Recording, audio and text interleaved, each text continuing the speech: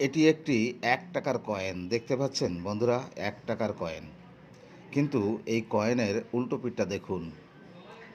দেখতে পাচ্ছেন যেমন আগেকার ৫০ পয়সায় যে গ্লোবালের ছবিটা থাকতো সেই ছবিটা দেওয়া আছে বন্ধুরা। এইটা কয়েনটা কিন্তু আনকমন কয়েন বা এটা রেয়ার ক্যাটাগরির মধ্যেই পড়ে এই কয়েনটা।